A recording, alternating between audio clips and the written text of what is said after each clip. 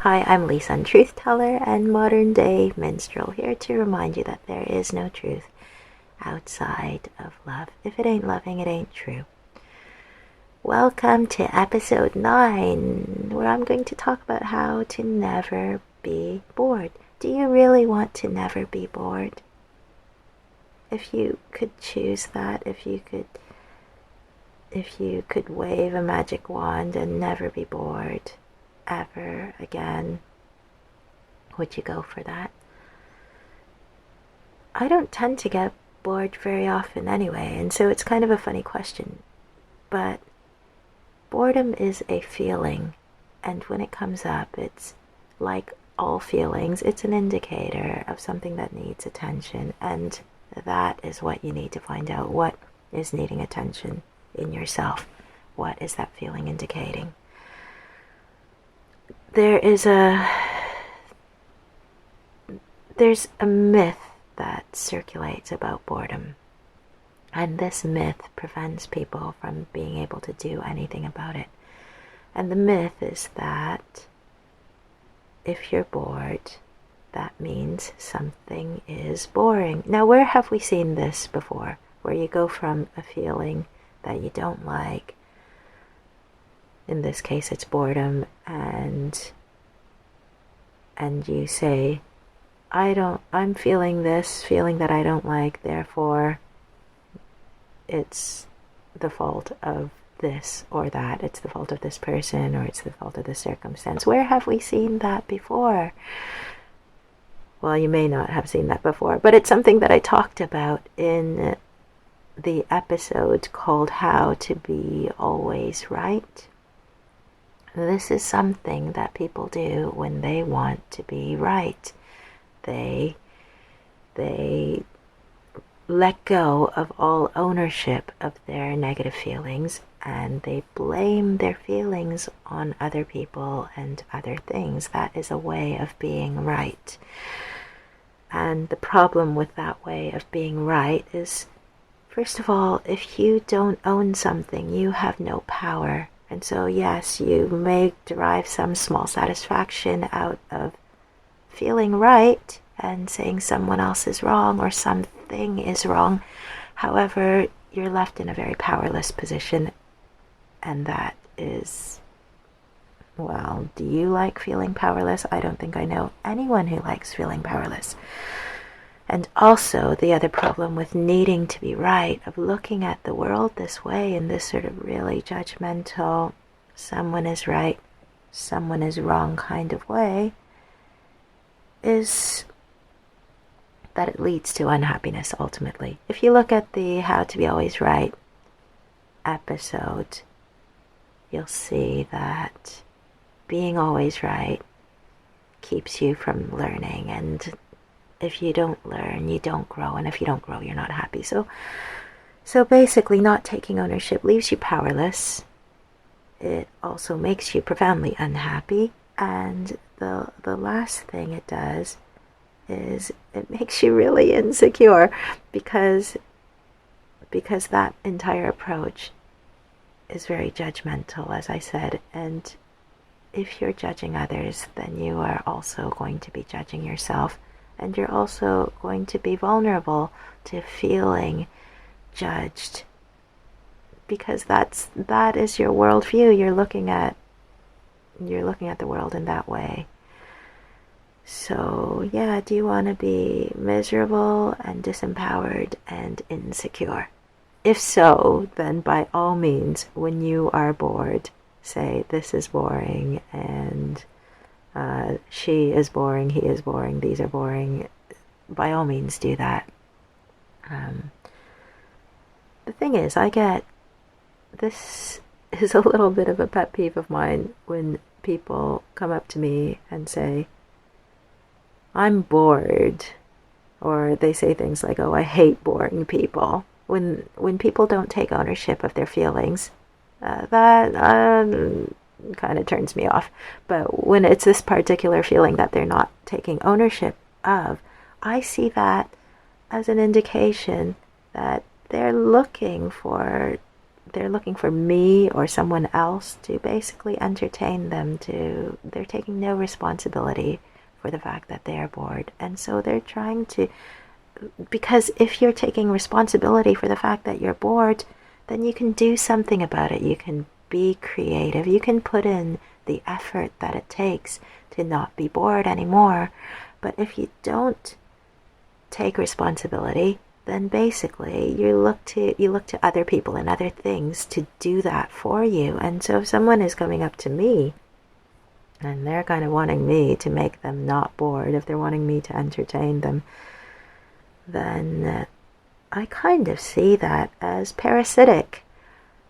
They're too lazy, or they can't be bothered, or they just don't, they can't be bothered to be creative themselves or to put in the work and the effort that it takes to be more interesting. And so they're kind of trying to come and take what is interesting about me and what is creative about me. They're just trying to leech off that, like piggyback.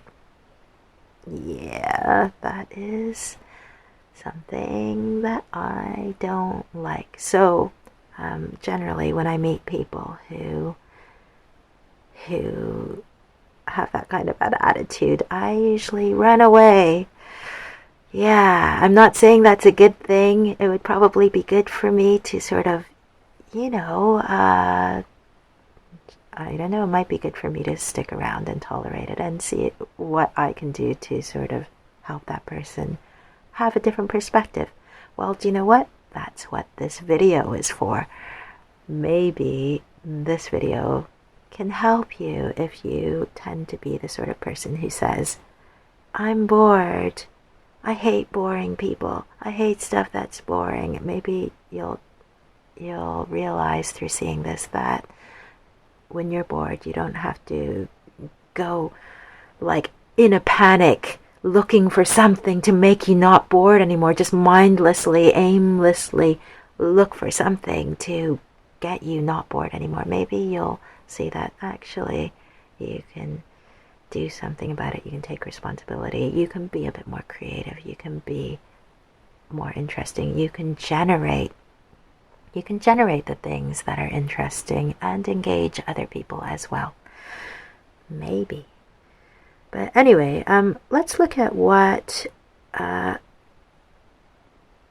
boredom really is. So I've kind of talked a lot about what boredom is not. Boredom is not when you're bored, it's the fault of something else. That's like not taking ownership of your feelings.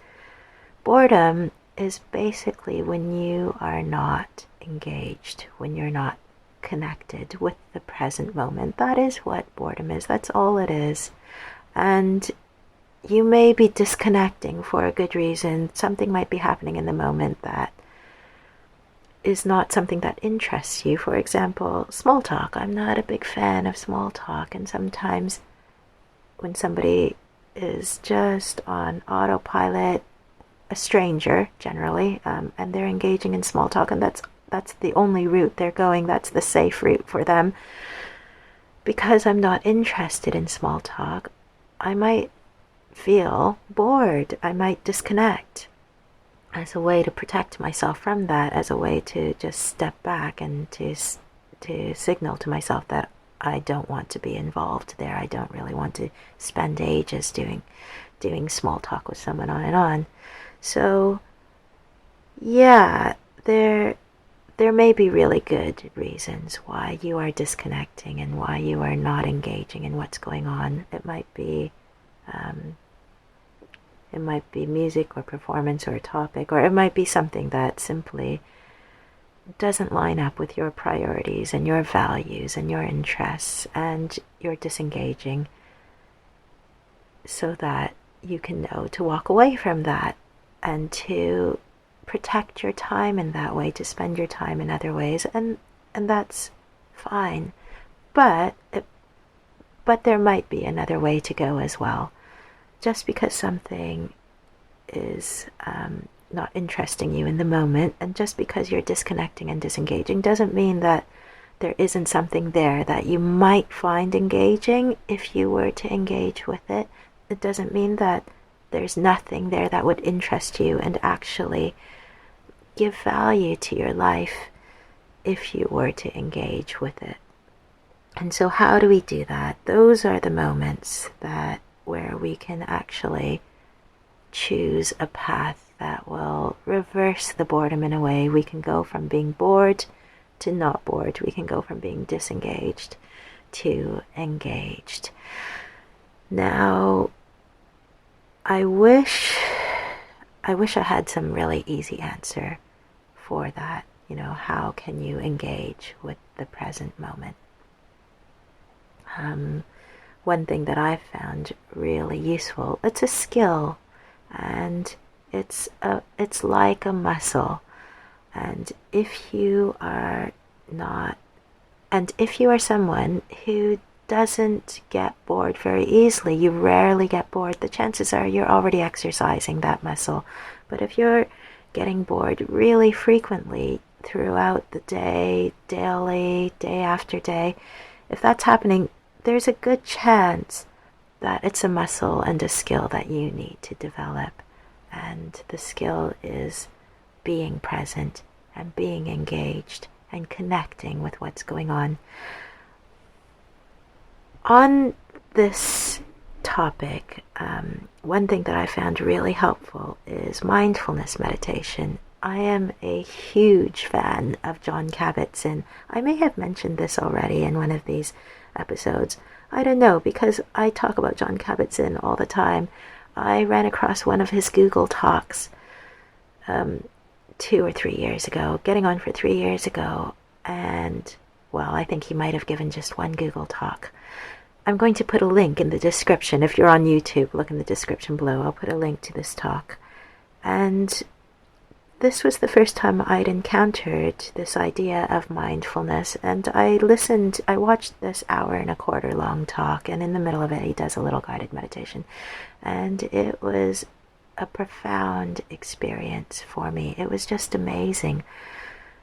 He says in the talk, at one point, he says something like, this may be, doing this meditation, this may be the only time in your day where you're not trying to get anywhere, where you're not trying to change anything.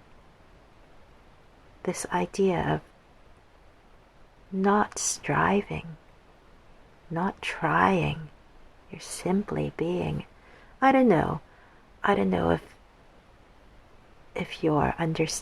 if that's having any impact on you now, but when I heard it at the point that I did, in the middle of that talk, in the middle of a meditation, it was massive for me. And since then I have looked up on YouTube everything that he has ever said that's been videoed, and watched it over and over and over and over.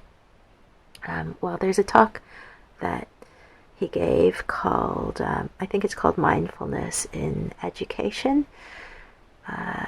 He gave it in 2013, and I only watched it recently. I was so pleased to discover it, because I thought I'd watched absolutely everything, every talk that he'd ever given. And when I discovered this talk, it's just such a treat. I love listening to the man talk about this stuff. But in that talk, he says, the wandering mind is the unhappy mind.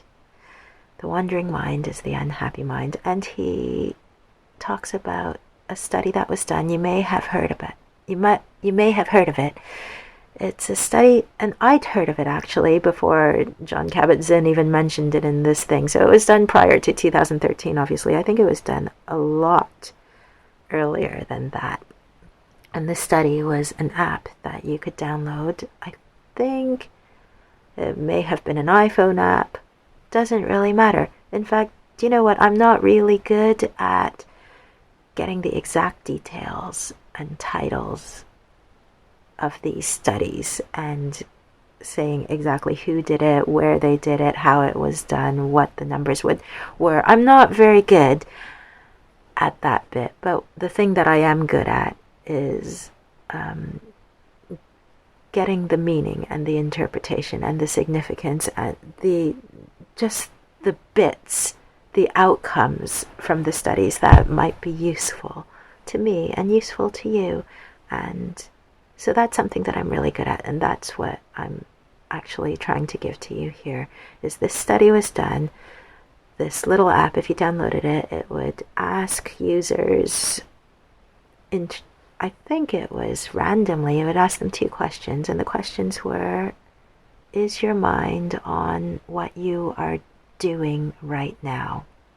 Is your mind on what's going on in the present moment?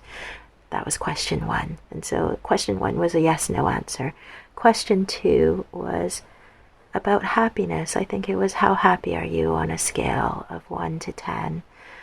And the result of the study, I think half the time people's minds were wandering, and the result was, the results showed that when your mind is wandering, there's a correlation between your mind wandering and being unhappy. And that's why Jon Kabat-Zinn, he so beautifully sums up this result as the wandering mind is the unhappy mind. It's been shown. It's been shown in this experiment, and probably it's been shown lots and lots of other ways and lots of times. Basically, if you are not connected to your present moment, then you're not going to be happy. The other thing, if you're not connected to the present moment, that is the thing that people call boredom. That is what it means when someone says, I'm bored. It means I'm not connected, I'm not engaged. And so the deeper question is, how do you engage with the present moment? For me, this has been a process of learning and something that I've had to practice and exercise. And I've done it through practicing mindfulness meditation. And after I started practicing this, I had such an amazing time. And I'm not saying that you'll have an amazing time if you do this, but I did.